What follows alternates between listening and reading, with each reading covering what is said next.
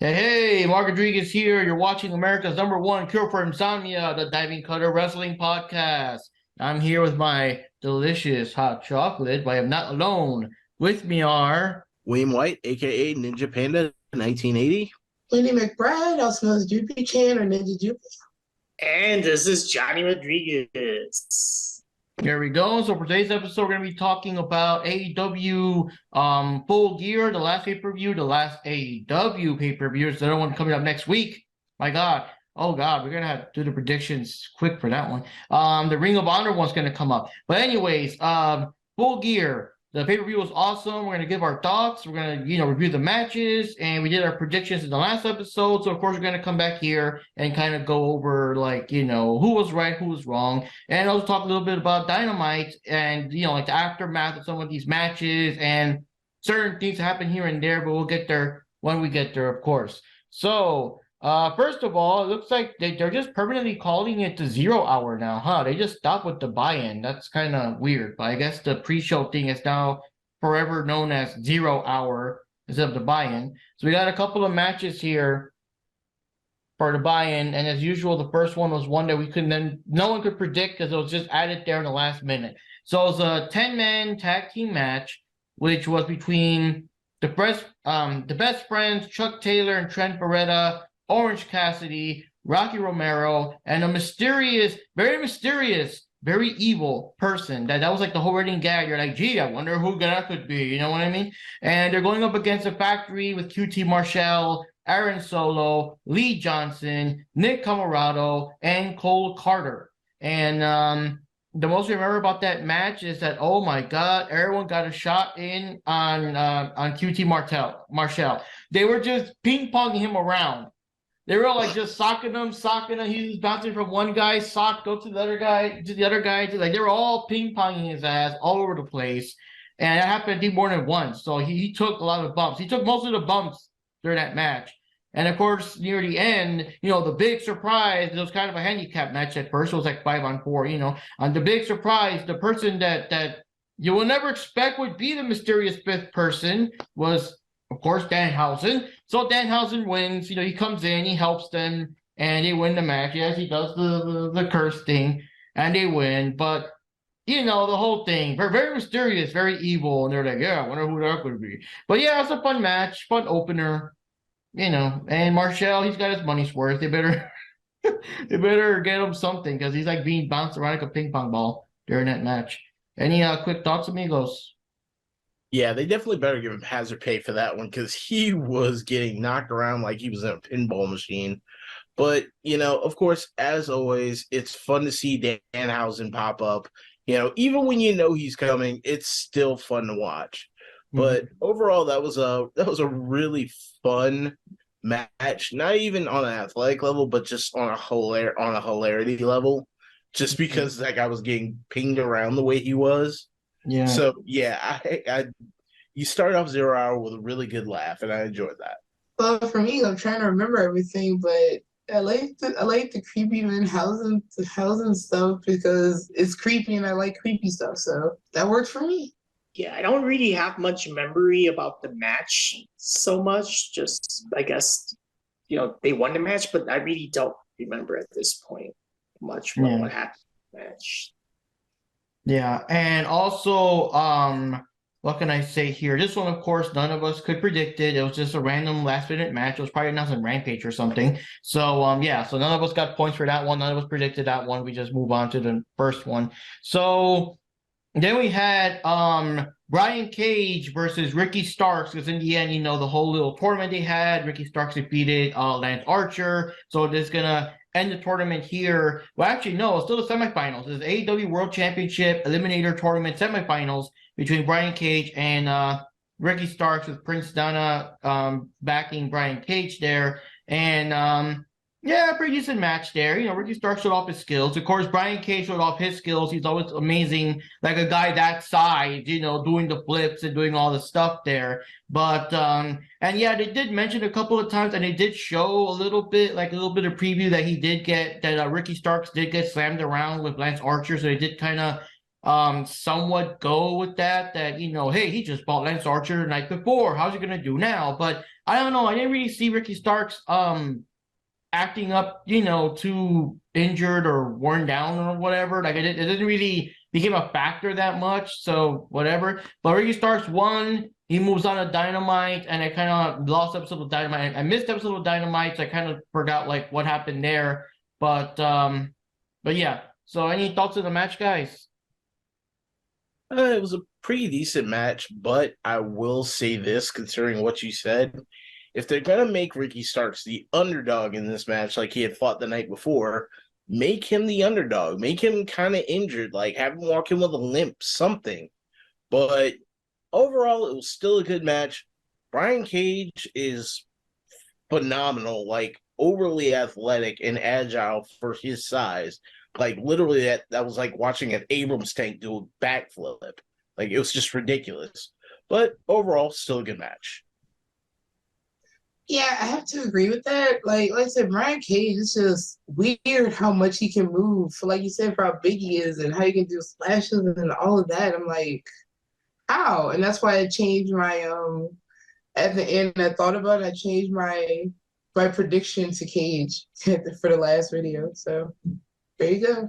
Okay, so I thought it was a good match overall. I don't think we've never really see Ricky Starks. I don't know, maybe I don't, have the networks to watch all the shows, but I never see him as the superstar, So to actually see him beat up somebody like Brian Cage, Brian Cage is a big guy like that. I don't know. I think it's so impressive, but kind of like what you guys also said. I mean, Ricky Starks should have still gotten, I guess, a little bit more beat up so that it could kind of look a little more, I don't know, credible that he's facing a big challenger, that it took a while for him to win this match. But other than that, it was still a very good match. And I think if they keep promoting him this way, he'll become, one of a better AEW wrestler, I think. Yeah. The one thing I do want to say though is that I guess Wendy should have stayed with her original thought. Like, how they say go with your gut and all that, because the only one to get a point here was Panda. Panda's the only one that went for Ricky. The rest of us went for Brian. So Panda is in the lead. My goodness. So Like I said, yep. So the next one we had here is the very emotional Eddie Kingston with Ortiz backing him, going up against Jun Akiyama. And it was a singles match, and I guess it was, I guess the one guy you always wanted to wrestle with and everything, and you know how Eddie always has his passionate promos.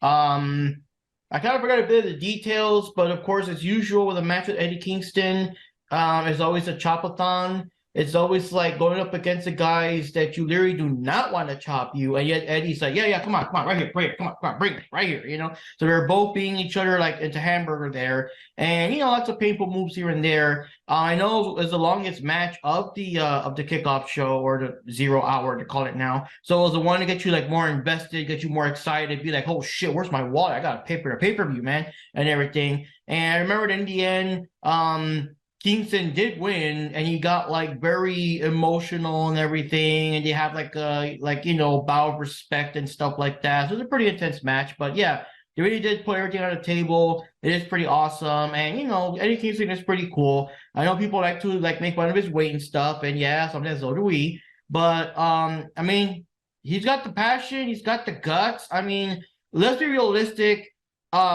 Eddie Kingston may not look like, like The Rock or whatever, or has abs, but dude, he does not look like someone you want to run into in a dark alley, or you're having to go like you're drinking at a bar, maybe you bump into someone like, dude, what the fuck you just do? Like, you don't want to get in a fight with that guy, regardless of his physique. So he does bring that. He does bring that toughness. He does bring that what you say, motherfucker, kind of thing to start. So he's a good guy. I want to see more of him and everything.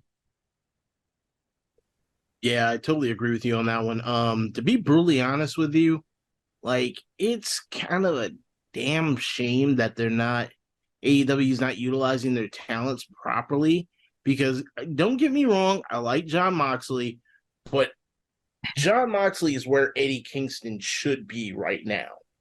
Mhm. like as far as in the company, as far as in the spotlight, because yeah, they're both brawlers, but Eddie actually puts more character into it. He's got more of a rawness to it, more of a realism to his character. And honestly, he should be where Moxley is right now. But as far as that fight goes, it was a good match. They were beating the hell out of each other, of course. Kingston taking shots, which, if he ever decides to come over and switch to AEW, I'd like to see him go up against Gunther in a chop match. That would be pretty horrifying. But overall, was a good match. Just two guys beating the hell out of each other and then showing respect in the end. That's all I can really say about it. I like the end of the match, honestly. Like you're saying, the whole respect thing. I was thinking along the lines like mentor and student type situation, or like, like fan and, you're going against your idol, that type of thing. And so I kind of like that kind of respect that they had there. So I thought it was a pretty cool match. I thought it was a very intense match because Eddie Kingston's fighting against his idol. Like he looked up to Jun Akiyama, so for him it was an honor to fight him, and he's the guy that inspired him to do wrestling in general. So I don't know, for him to actually win this match versus Jun Akiyama, that it's a pretty big deal. And I think it was a good match overall. It's a very good match, and you just get the feels. It's like a legit match. It's not, I know a lot of people like to talk about wrestling is fake and this is, but for this match in particular, this is like the real deal. Like this is, like personal thing, going on. So yeah, I think it's pretty cool. Mm. Now, this one was also like a last-minute match that was just kind of brought out of nowhere for the 0 hour. So again, we can't really predict. So no one gets the points. No one voted or whatever. You know what I mean? So yeah. I also want to mention that in this special episode, Jupi actually got to saw the event with us, so that's pretty cool. And also shout out to DJF. We're going to mention him a bit more as we go on there. But yes, DJF was actually attending the show live, and we'll get there when we get there. It's a particular match he was in, and we'll see how that goes.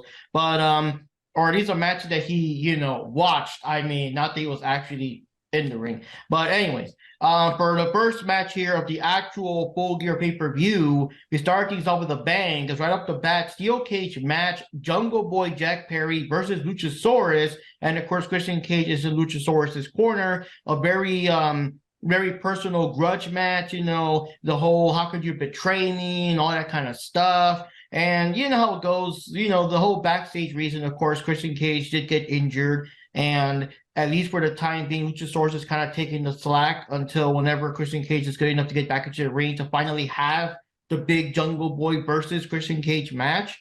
But for now, we got to go with Luchasaurus. But what can I say? It was very unforgiving. This one was just, I don't know what the rules were, because it wasn't really so much climbing out of the cage. It was, I think, maybe it was more like just making the other guys submit, because they were just fucking each other up, man. I lost track how many times Jungle Boy just grabbed Luchasaurus and kept slamming his face into the steel cage, and blood was drawn for Jungle Boy also getting slammed around in the steel cage. And also, like, I don't really know how Luchasaurus takes all these different kinds of bumps and things, especially here with the cage, without his mask ever falling off. Like the most secure mask ever. You know what I mean? It's a mask that's like strapped on. It's not like a full on whatever. So I don't know how it never falls off or something, But yeah, pretty intense match. They beat the living crap out of each other. Christian Cage was of course loitering in the background. He tried to get in. I don't know what he could do with his arm still in the sling, but he was like trying to he like pickpocketed the key from the referee. And you said just kind of opened the cage, but the referee still caught him and a whole bunch of stuff. And I think the fight still kind of spilled outside, because of course it's more painful slamming people down on the actual floor as opposed to like in the ring or whatever. But in the end, Jungle Boy did grab Luchasaurus. He did make him submit, and he did win the match. you get to live to fight another day as the saga continues until whenever Christian Cage, is back up to his feet and everything, ready to go in the match. Oh yeah, this was definitely a good match. When I said the Jungle Boy was going to become a Jungle Man, this was what I meant. That had to probably be the most raw and most brutal version of Jungle Boy that I've seen since he started in AEW. If you also notice, he kind of changed his name. It's no longer just Jungle Boy. It's Jake Perry, the Jungle Boy. Like he put his first and last name in, and then he calls it the Jungle Boy. So his character is growing up, and he is on the prowl because he beat the snot out of Luchasaurus from pillar to post. And just like you said, even Velcro to his head, I have no idea. It was just ridiculous how many bumps he took. And there were plenty of areas where that match should have came off, but it didn't. But bottom line, yeah, Jungle Boy is definitely getting a lot darker and a lot edgier, and I'm seeing it coming, and it was a good match. Oh, okay. So this was obviously, in my opinion, this is actually like one of the best matches. Exciting to see this rivalry of Jungle Boy, Jack Perry versus the Luchasaurus, and how, yeah, they're really like being the shit out of each other, and Jungle Boy is becoming more of a Jungle Man. I kind of like this new version of Jungle Boy, to be honest. Hopefully, as much as I like the Jungle Boy, a little bit more his thing, because actually see a lot of potential with Jungle Boy. So that's just my personal opinion, and that whole, him with that popular soundtrack that they always play all the time. But yeah, this match was very good. It's very intense, and yeah, then Christian Cage still got in there. He was still cheating, But he was still trying to do something. It was good. The security, kicked them out. Like, come on, get the hell out of here. It's just let them have their actual legit match with no cheating, And yeah, it was a very good match, and I loved it. One thing that threw me because I couldn't figure out the stipulation of the actual match with the cage. So, like you're saying, that's what we were all guessing because they never made the stipulation exactly clear on whether you should climb out or if it was by submission or whatever, or if it was just simply to keep Christian Cage out of it. They never said what the stipulation was. No, but that just like to climb out because after Jungle Boy pinned Luchasaurus, he climbed out. The fact that he still had the energy to even do that was amazing because there was like so much going on. But yeah, I kind of like the match. I like Jungle Boy, and I kind of what's Christian going to do? That's what I'm wondering.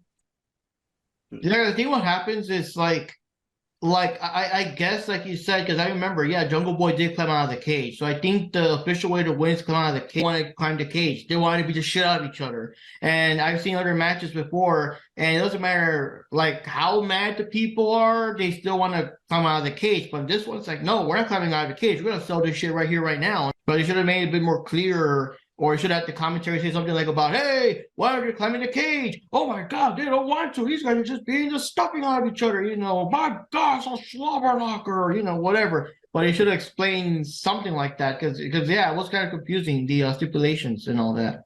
I will say this though, if it keeps going the way it is, then either Luchasaurus and Jungle Boy are going to be a really good tag team, or Jungle Boy is going to make one hell of a singles match fighter because that's actually the first time I've actually seen him straight up in a singles match. No, getting jumped or any sort of weird anything. It was just a straight up match, and he excelled beyond expectations.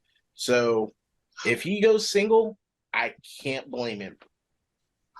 Oh, there was this one shot he took. Oh, I'm trying to remember what it was, and it just looked like it was so painful. Oh, when he jumped off the top of the cage onto Luchasaurus, and it like he hit the chair or whatever, and you saw that big welt on his body. Like after that, it was like, ow. Yeah, he put in like 120% for that match. Yeah. So for this one, all four of us went for Jungle Boy, so everyone gets a point. But since Panda got that other point, he's the one in the lead so far. So we'll see what happens as the fun continues. So the next one we have here, and I'm surprised it was actually like so like soon in the event. I was thinking they were gonna do it more like to the end, because if you notice, these particular guys did not show up anywhere, no promos, no nothing. You know what I mean? So they literally made their appearance just for this match. So it's Death Triangle defending their AEW World Trios titles, which is of course Pac, Penta El Cero Miedo, and Rey Fénix, and I always got to say El Triángulo de la Muerte, going up against the Elite, Kenny Omega, and the Young Bucks, the Dumb Bucks, whatever you want to call them, Matt Jackson and Nick Jackson, which of course Brandon Cutler and Michael Nakazawa just kind of, loitering around and doing their usual shenanigans and stuff like that. And yeah, so it's a big match, of course, for everyone. Despite what everyone is sick of them or whatever the hell. It was a big pop. The crowd went wild the moment the Elite finally showed up, and they actually did the whole thing where they kind of stall for a minute or two. It makes you think, oh my God, are we going to show up? Are we really going to show up? Because these guys have not shown up anywhere. Like, all their promos are a mixture of pre-recorded stuff. They're doing the Thanos type thing where they showed older footage of them getting snapped out, but suddenly it's unsnapped, like they're back or whatever. But you never saw any nothing, no interviews, no promos, no nothing. They literally did not show up until this very match. And yeah, Omega was good. He was back to 100%, or as much 100% as he possibly can be, because I think he said he'll never be 100%, but no more of the tape and stuff. He's moving fast. He's doing the the whole Terminator chants and all, and the pointing and the twinkle toes, all the stuff that Cornette just loves. And the Bucks were doing their usual flippy shit and sometimes selling and sometimes not. And, Pac delivering all the killer kicks, and Penta El Cero Miedo doing his stuff, and Rey Fénix and everything. And, of course, the whole thing that culminates at the end is that been a couple of matches in the past where Pac is always winning, cheating with a little hammer that rings the bell. He just clocks you with it or whatever. And the last match we had, Rey Fénix was in a position where he had the hammer. Pac gave it to him, and Fénix chose to not use it or whatever. And I think that either cost him the match or they wanted some other way. But there was still some disagreements amongst the Death Triangle. So in this one, Pac gave the little hammer near the end of the match again, and Fénix actually again dropped it and said no, not like this and all that stuff. But then near the end, Pac gave him the hammer again, and during this moment, I forgot which one of the Elite people grabbed him, probably Omega, was picking him up to finish him off, I think with the Tiger Driver 99 or something. And seeing there was absolutely no choice, and it was so close, because this is the end of the match where everyone's doing finishers after finishers and all that bullshit, and everyone's super worn down. This is it. If he lands this is the end. Rey Fénix grabs the hammer, bops him, knocks him out, of course, in the way that the ref didn't see it, and they won thanks to that, and everyone's happy and stuff, and, but Fénix feels like crap. He's, looking down. He's like, oh, fuck, but Pac is like, yeah, we won, yeah, all that kind of stuff, and Penta's kind of yo, whatever, but we won, though, we won, we're still the champs on that stuff. And I do have to say that, I am surprised that despite, the Elite and all the bullshit, and not to mention that they had the titles to begin with, before the whole thing happened, that they were dropped. I am really surprised that Death Triangle won this match. Hell fucking yeah, I'm glad they did, but I was really surprised. I was really well, it'll be a fun match, but you know how it's going to end. But I do like that they won it, and you got this little story with the hammer, and Fénix kind of, conflicting against, I guess, Pac's more heelish tendencies. But, hell of a match, man. I was super hyped up. I was surprised. Holy fuck, they actually won. They let them win. You know what I mean? But yeah, there we go. What do you guys think? Yeah, I totally agree with you. It was one hell of a match, but I mean, to some extent, you pretty much said what a lot of fans were thinking. It's, oh shit, here comes the Elite. They're gonna get it back. So, they kind of knew that was coming. So it was just let's not go that route that soon. Let's not just run back in and just go, oh, we're going to take titles back. No. I mean, you got to give that a little time to grate because they just came back. And we still know, despite the love for Kenny Omega, which I'm glad he's back, a lot of people have still a little bit of hate in their heart for the Young Bucks, even if they see him back.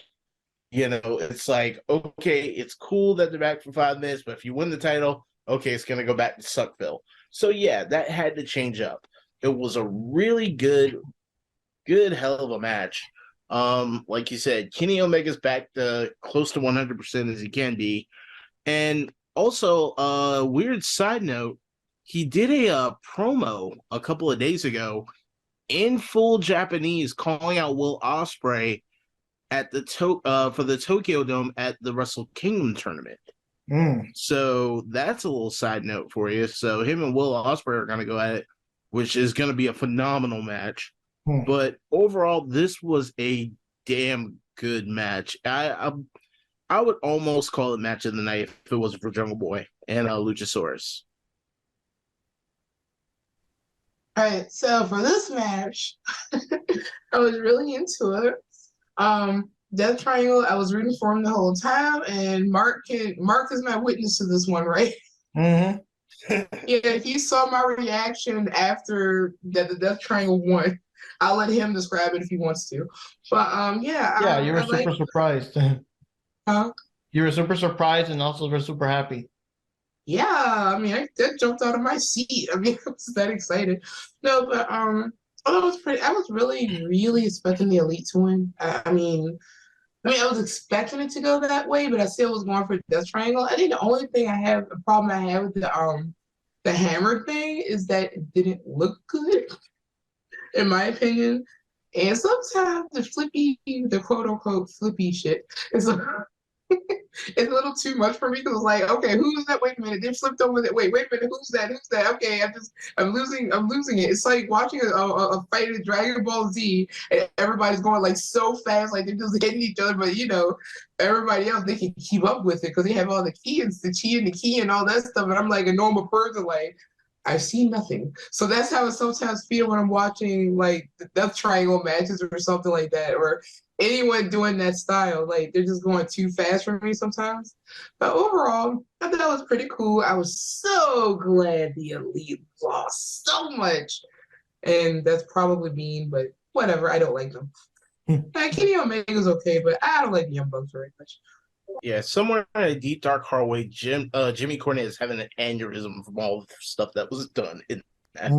Oh, see, okay, we're not going there because I already know about it. But okay, go ahead. Video game wrestling. We were telling, oh yeah, some of your friends were there watching it too. We were saying, see, this is what we call video game wrestling, Okay, so what I think about this match is it's pretty awesome. It's very intense. I'm glad that the Death Triangle won this match, even if they had to use the hammer to win the match. But hey, whatever it takes to win a match, right, guys? But yeah, I actually was kind of surprised that they won because that the Elite is still kind of like AEW's favorite, even despite all the controversy and the suspension and all that BS. I mean, Kenny Omega. I mean, I don't have a problem with him that much, but it's the Young Bucks that's I'm just tired of him. And I guess even the AEW, the people in charge of the company, even they probably noticed, like, okay, this, actually listen to the fans, and because it's a little too much sometimes. It's just like, I don't know, to me, the Young Bucks is kind of like I don't even know if this is a good comparison, but it's kind of like the John Cena of AEW in a certain way. Like, it's just repetitive, and it's always the same flippy shit, and it's just like, whatever. We're done with that. Yeah. Now, I want to mention for this one, things got a little more even. Now, I'm the one that's behind because both me and Panda thought that the Elite were going to win. Not that we wanted them to, but we thought they were going to win because, sometimes it's not so much who you want to win, but who you think is going to win despite, But Johnny and Jupi stayed true to Triángulo de la Muerte, and they showed Cero Miedo And yeah, they voted for them. So now everyone has 2 points. I'm the only one with 1 point. So that's kind of rough there. Now, one thing that did kind of bug me and kind of piss me off when I heard about it is that they just couldn't leave this shit alone. Like, okay, the Death Triangle won, y'all fuckers go away or change someone else, or I don't know, you know? But no, they turned around and announced that it's gonna be a best of 7 series. That this thing was match 1 of a best of 7 series. And it made me groan so much because I'm like, oh fuck, why even fucking bother? Because you know, in the end, the fucking elite's gonna win. You know, I would be very, very, very surprised if that, and I'll be very happy if Death Triangle win in the end. But you just know it's like, okay, have Death Triangle win in the pay-per-view, give them that last, you know, big win in the pay-per-view and all that stuff, but eventually they'll lose it in an episode of Dynamite or Rampage or whatever. And yeah, every episode of Rampage or Dynamite is gonna have a match of them, I think, unless it's just Dynamite. And also to add more salt to the wound for the CM Punk fans out there, which is very controversial because again, everyone got suspended or whatever, but hey, here's the lead. Where's CM Punk? You know what I mean? Didn't show up anywhere throughout the entire pay-per-view. Spoilers, I guess. This last episode of Dynamite, from what I saw, because I missed the actual episode, but when I heard, took place in Chicago, and during that particular match, which I kind of don't know who won that one. Did you see it, Jupi? Who won between the Elite and the Triangulo de Muerte? Oh my gosh, I fell asleep. Yeah, video game wrestling. But anyways, I'm sorry. I don't is, remember, but I remember hearing the chant, the CM Punk chants. Yeah. During the match, I forgot who. One of them apparently did the go to sleep thing, or the thing that CM Punk does. One of the two, either this or this. One of those. And one of them actually did the go to sleep on one of the the opponents. So yeah, you know what we're doing. You know what they're doing, little motherfuckers. And the other thing that's kind of noticeable is that during the pay-per-view, they actually had a commercial for the new fighting game. Yeah, I see what you did there.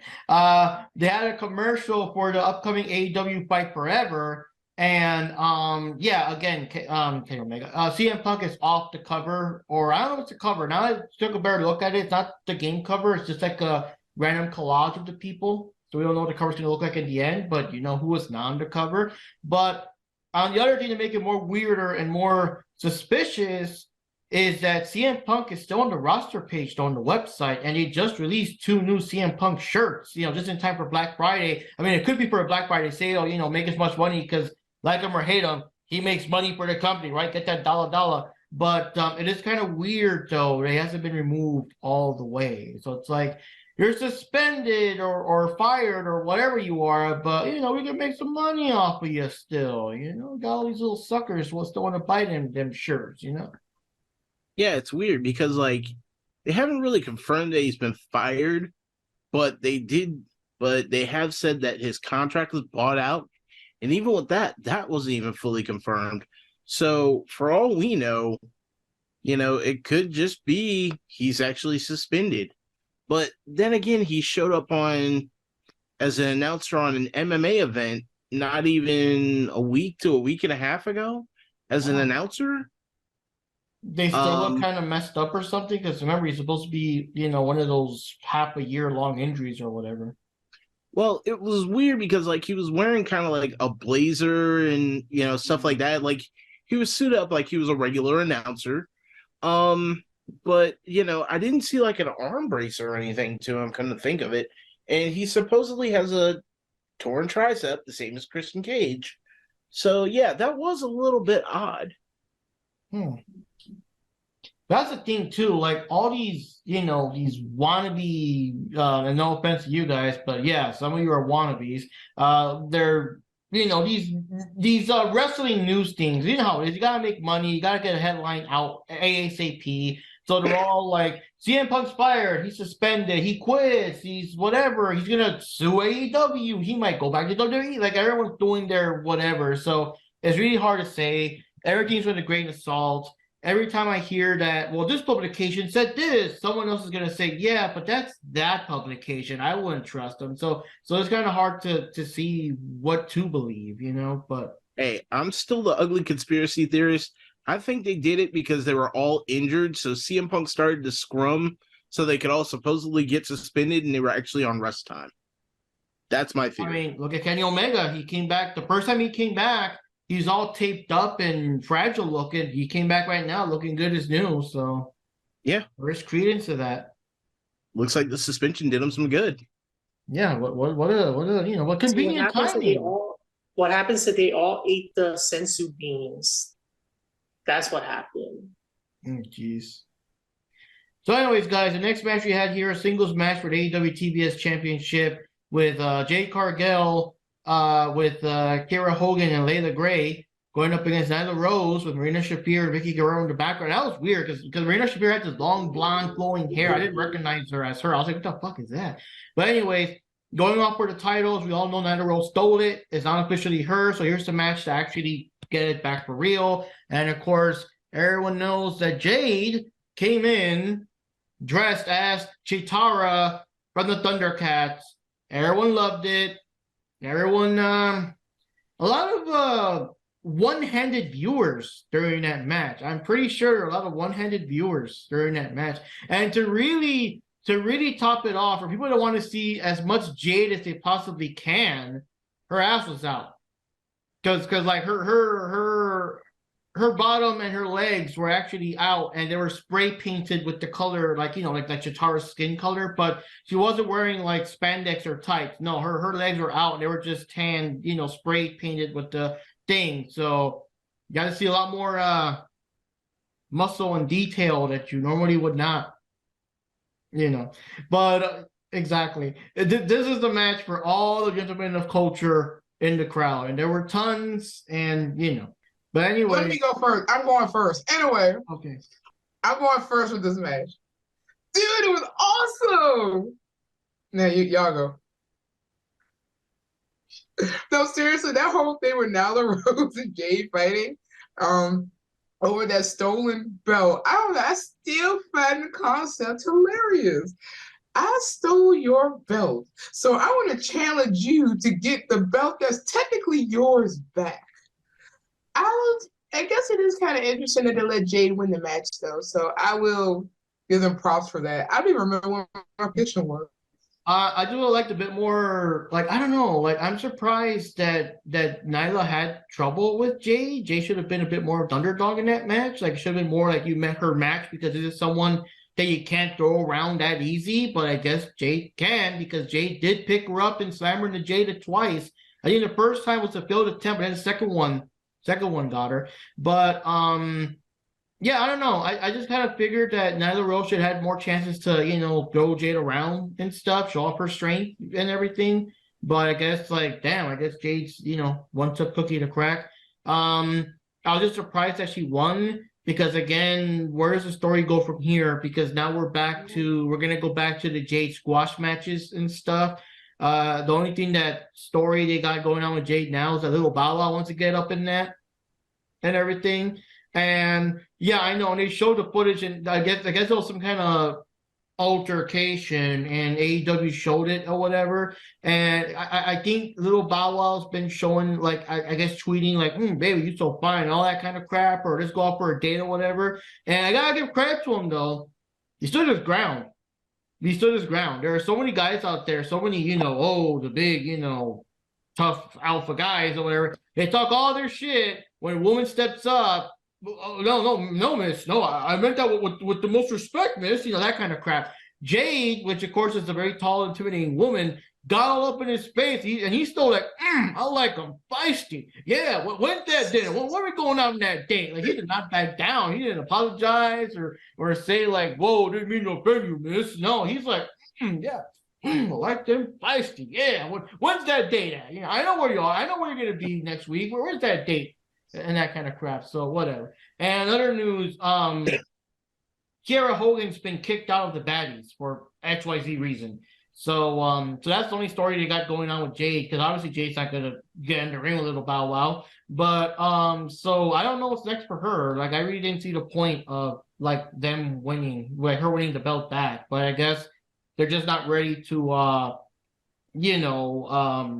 have her drop it and break the streak. They're she's 42-0 or something right now, I think. My Yeah. friend who was watching along with us because she hasn't watched wrestling in a while, and she liked Jade's style and stuff and her look, and she loved the Chitara look, because she was a Thundercats fan herself as a kid.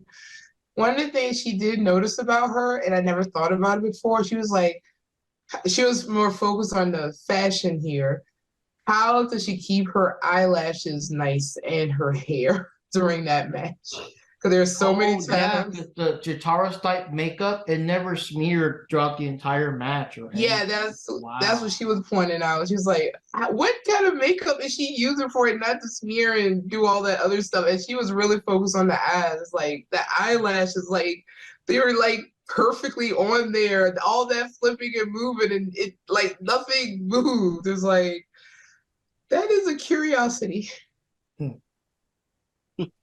But yeah, I agree. It is kind of crazy where they may go with this because, like you said, what was the point of Jay winning the belt back? Is he kept Nyla with it, can have the feud going a little longer so they can build something else up?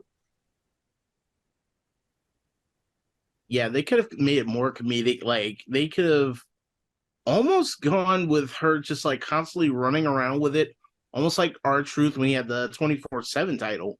I mean, that would have been hilarious. But yeah, they had to cut it short because he stole the title. I get that. But I think what's going to happen is somewhere along down the road, there's going to be like a much bigger, much badder female wrestler pop up and take her down.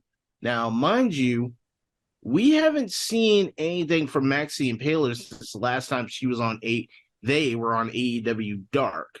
Now, they've been in Japan for a while, and I've been hearing some news that they may be coming back here. So if the AEW promotion wants to pick them up, that would definitely be a good fight. Yeah. And speaking of all the costumes that Jade Cargill has done, the simplest one she could do and hasn't done yet was Vanessa from Virtual Fighter, because she looks just like her. Oh yeah. The only thing about her is that, like, unless they, release a new Virtual Fighter 6 or something and she's in it, like, no one's gonna know who she is. Like, Hey, Chitara's popular, Jade's popular, obviously She-Hulk because of show and all that stuff, but like, yeah, she looks like fucking Vanessa Williams, but no one's gonna, like, only us. We're gonna be the only ones that catch that reference. Like, ain't no one gonna pick it up. That's the only downside. Yeah, speaking of people picking her up, if Marvel does not pick her for Storm, we're gonna have an issue. What I think about this match is that I actually like the match. I mean, Jade Cargill actually fought more legit than usual because she usually have like those shitty matches. She just beats people up real quick and that's it. This was actually a bit of a challenge. I mean, yeah, it was pretty cool. It was kind of weird though that kind of like what you guys said, that Nyla Rose didn't really, I don't know, like Nyla Rose was actually challenged by Jade Cargill. Like you would expect Nyla Rose to be able to pick her up and all that kind of stuff. Like I don't know, that was a little bit weird, but at the same sense, I think it's kind of good. I actually like the way they went with this match, and the only downside is kind of like what you guys also said, that once she wins the title, like what are they gonna do with her next? Because it's gonna be kind of boring to just put her back as a, I don't know what they call, gobbler. Jobber. Yeah. Now, another thing is that I forgot. Someone remind me. I kind of think that happened. Wasn't there a moment where Nyla Rose actually picked up Jade and it looked like she was gonna do the Jaded on her for a moment?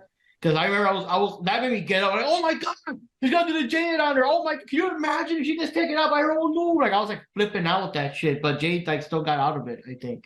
But anyways, for that one, none of us gets a point because all of us went for Nyla Rose, and obviously that didn't happen, so none of us gets a point for that match here. All right, guys. So the next match we had here was Chris Jericho, El Ocho versus Bryan Danielson, Claudio Castagnoli, and Sammy Guevara for the Ring of Honor World Championship. It's a four-way match. It's everyone for themselves, and obviously the match started like you would expect. A lot of Jericho and Sammy working together, while Bryan and Claudio work together. And, they fight it out here and there. Jericho and Sammy get to do the Les Sex God pose.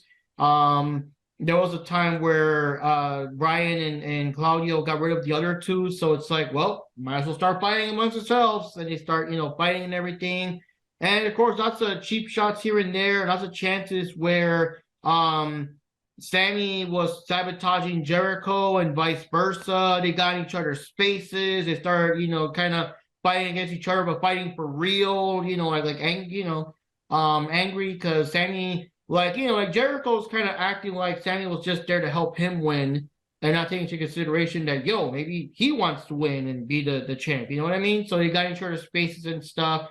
And yeah, it's a pretty intense match. And what I remember, I forgot the exact details, but I know that Jericho, he knocked out one of them, but somehow I think he also knocked out Sammy at the same time and stuff. He got the pin, he got the win. Yeah, he got the Judas effect on one of them, and he just left with his title, leaving Sammy just there, not even like helping him up or let's both celebrate together. No, just left that there. And, just sold the title, he's a Locho and all that kind of stuff. So it did cause a bit of a wedge between Sammy and Jericho. And yeah, it's pretty intense, man. Like at first they kind of got each other's faces and they kind of hugged to we argue, whatever, but we're still buddies in the end. But no, it just got like more and more serious. I think wasn't Sammy trying to get Jericho in his own rings of walls of Jericho and stuff too for a moment? That was pretty intense. I'm like, holy shit, imagine tapping out your own move. But yeah, a lot of back and forth with that one. And it got pretty intense. This match should have been called the Ric Flair Invitational with as many cheap shots that were being thrown in this match. But overall, it was still a decent match. Like you said, the whole thing with Sammy Guevara and Chris Jericho, that is going to cause a wedge between those two. And it's going to make Sammy go a bit more on a solo act, like pretty much the way he started in AEW. I got a feeling that that's going to be what's going to happen. He's going to turn into a lone wolf at this point. But yeah, overall, it was still a decent match. I was really hoping for Cesaro to win. I was really hoping for him to win. But Jericho pulled it off. So overall, good match. Yeah, I agree. This was a very interesting match. I'll give it that. But the highlight was definitely Jericho in the wall. Was in the this wall of Jericho. It was the submission move, and then he was kind of moving. He was trying to could pin. I forgot who was down, but he could have pinned them. And I was like, why couldn't that have been the finisher? Because I just was curious what the ruling or whatever would have been on that. Wouldn't that have been awesome to see? Right? Oh yeah, I forgot about That's that. the main thing. Where American Dragon, I'll just say that because fuck his name. American Dragon had him in the cross space at the same time as Cesaro had him in the sharpshooter, and it was like if Sammy didn't get there in time, Jericho would have tapped out. But the question is, if he tapped out, who would have won? Because Claudio, Daniel, which one would have won? Like, what are the rules for that one? You know what I mean? Well, what's name was down, but Jericho could have pinned him while he was stuck in the sharpshooter, or something like that. That really just stuck out to me. I'm like trying to remember what I saw. So because it's like a week ago. So now you guys, if you've seen more, I mean, you've probably seen more wrestling than I have. Has there ever been a match kind of like that where two people made someone submit at the same time? And if so, how did they choose like who won? If the person tapped out to both? I've never seen anybody like submit into it, but I have seen a lot of moves like that before. And it was in the TNA back when they first started, when they had the X division. And there would be a lot of like triple submission moves where it'd be like, Sanjay Dutt, AJ Styles, and Christopher Daniels. Like all three would be in some sort of weird connected submission move.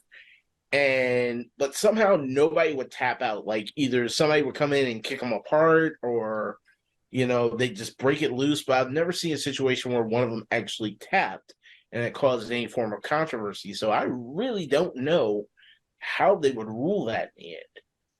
That's what I really wanted to see. I thought they were going to go there. I said that would be an awesome finish, and then he got maybe it was like some kind of stipulation where technically it would have been like, oh, we can't give it to anybody, so nobody wins, so they retain and all that other stuff to go into the Ring of Honor. Because honestly, I think that they really should have lost. Now you see that's one of the things right there. This one was because they have to continue the storyline. They want to make Jericho be champion longer, blah blah blah blah blah. But it was like, let's say it was an initial tournament or something for a belt where none of them are champ. Whoever wins becomes a champ. They should have done something like that. That would be kind of cool, because then you could make up the excuse that okay, so Daniel and Claudio won, but there can only be one winner. So Dynamite, they'll both go out and see who wins to be the champ. They could have done that. But in this one, yeah, they're not going to make Jericho lose so quick. There we go. That would have been interesting. Yeah. Wow, this match was very intense. It was all over the place, and these are all great wrestlers. I've seen especially Claudio Castagnoli and even Sammy Guevara fighting in this match. Like it was like pretty awesome. And I did like how there is a lot of I don't know, like disagreements between Sammy and Chris Jericho. You can tell that they have beef going on. So I would actually like to see what's gonna happen next after this match. And yeah, it would be really great to put Sammy back as a solo wrestler, because that's the way he should be. In terms of this match, a certain way I was actually surprised Chris Jericho won. So it was kind of interesting that he was still able to win this one. So for this match, let me try to get here because it got kind of interesting and kind of conflicting here.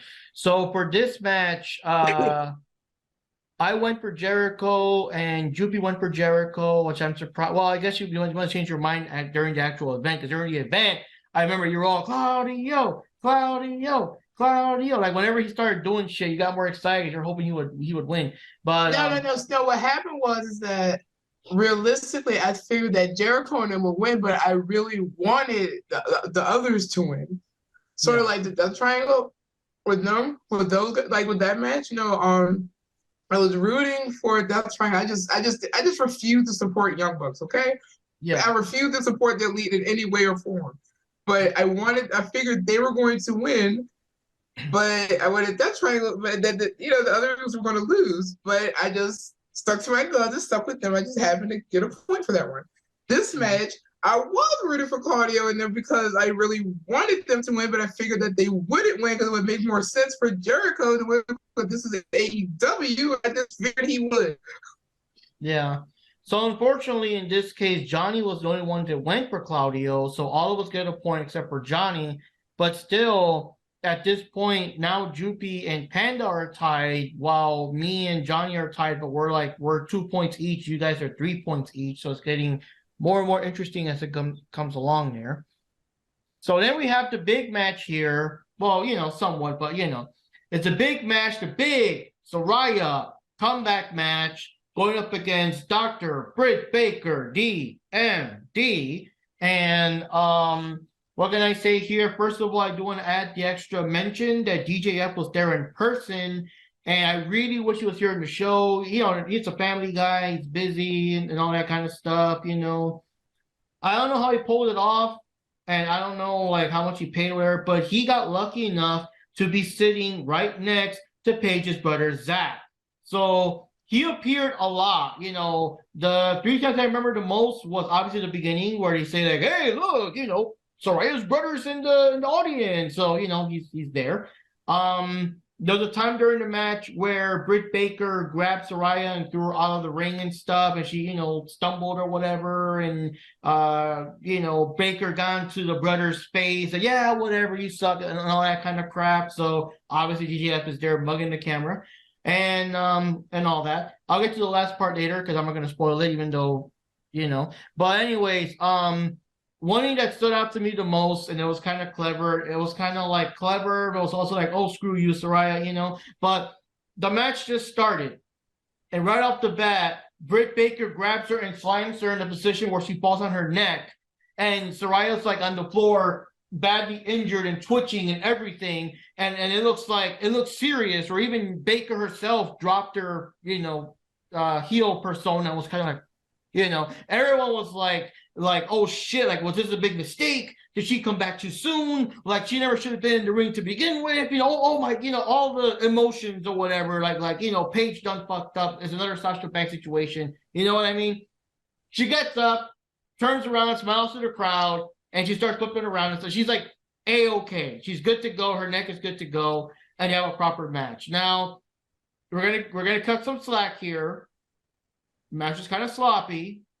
I love Paige. I love Saraya. If you're watching this, Saraya, which I doubt you care, but we all love you here. But yeah, it was kind of sloppy. I can't be like the blind fan, like, oh my god, 5-star match. No. Lots of moves are kind of botched here and there. And I don't know if maybe she threw off Baker's timing. Baker did a botch or two here and there too. Whatever. But it was a match. And I think in this case, the important thing is that Saraya won the match, and she also showed off that she can go in the ring without worrying about taking bumps, and she survived the match and everything. It was a good emotional moment. She had emotions in the ring. It's pretty cool. She's back into this, and once again, she went to hug her brother because they won the match, and we got DJF just mugging the camera there in the background. So that was pretty. It's just so weird seeing someone you actually know. Because I know you guys, at least, well, Johnny met him before too. Because Johnny, we went to see the first episode of Rampage together last year. I think it was last year or the year before. But is he someone that we've met, or in my case, actually worked alongside with and stuff? Like, it's just so weird seeing him on TV, and it's such an obvious space, like right next to Soraya's brother, where the camera will constantly go on him. Like, I don't know how much he paid. I'm curious if Zach actually stayed in the ring the whole time or not, or he was just there for that match and he left. I don't know. I wish he was here because I want to ask him, dude, how much did you fucking pay? And did you know in advance that Zach was going to be sitting there? Because that's just perfect timing, But yeah, decent match, pretty cool. And Saraya won, like I said, not a perfect match, but at the end of the little media scrum, in this case, it was a good scrum, no muffins. And Paige was saying that and she admits she's kind of rusty, but she's gonna get there. She's excited. She's awesome. She did all the stuff. Once she found out that she was super duper 100% good to go, she took heavy bump training and stuff like that. So she's cool. And she also thanked Baker because they helped each other out. Breaking character, of course, breaking kayfabe and all that. But pretty cool. So thoughts, amigos? DJF. I just got something about DJF. I just want to tell your folks, your friends, everyone, whatever. DJF is not here today because he's part of the family. So he was celebrating Thanksgiving with them. So he's busy dealing with that.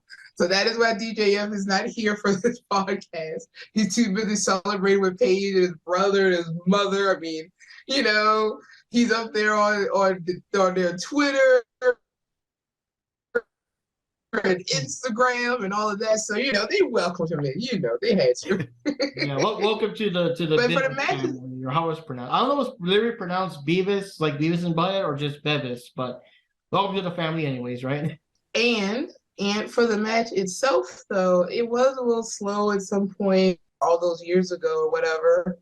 Thank you, other promotion. Also, too, something that I noticed that, what's her name was going for the neck a lot. And I think Paige sold it really, really well. But I'm surprised they didn't play it. I don't know. It just seemed like they would have played that up just a little bit more. Or like all really, really messed up. Or either they would have waited a bit to work on the neck. I don't know. It just seemed like the order was off to me. But, well, I don't know. Yeah, I gotta agree. The match was a bit botchy. Like near the beginning, that did scare the crap out of me when like she fell and like she hit her neck and she's like, oh my god. I'm like, oh no, not again. When she jumped up and she faked it, that was probably the biggest relief I'd ever had my whole life. I had to see her back. I'm glad she's in good health, and I'm glad she's at 100%. It was an okay match. If they had a chance to do it again, I'd say go at it again. But otherwise, it was a match. Yeah, I did like the match, but it was a little botchy here and there, and it's kind of weird because the match. I felt like the match was a little short. I don't know if I'm mistaken or not, but I felt like it could have went a little longer. And Soraya still has good talents and all that, but I think that she's gonna have to do a lot better going forward so that she can get the right promotion with the AEW and all that kind of stuff. And I'm still surprised that Britt Baker lost this match because that Britt Baker always wins most of these matches. So it's a bit of a shocker, but it was good that Soraya, when she had to win this match, because it was like her big comeback. I mean, they made a big deal about her coming back and wrestling, and she's in good health. She can fight again and all this kind of stuff. So it was very important for her to win the match. But I do have to admit that at the very beginning, when she got slammed down the ring like that, I was like, oh, shit. Also, we know first match back, it would have made sense for her to win the match, So what do you think would have happened if they just would have just threw us a curveball and had her lose? Okay, so if Soraya would have lost, then it would have just been an ongoing feud with Britt Baker, and it would have just been like, a long-running thing, probably until the next pay-per-view. But she won for a particular reason, which I'm going to get into later on, because it does kind of conform with one of the later matches. So I don't want to spoil it just yet, at least, my theory of it. But as of right now, yeah, that's pretty much what happened. It would have just been Soraya chasing down Britt Baker until the next pay-per-view. But there's more to it, and we'll get to it later. One thing, though, is that having someone have a big comeback in front of their family and lose a humiliating defeat, that's more of a WWE thing, though. So, oh yeah. So for this one, we all get a point because all is one for Soraya. I don't think no one's gonna go against her. We were all surprised and happy that she came back. Let's see. Yep, all was one for Soraya, so we all get a point.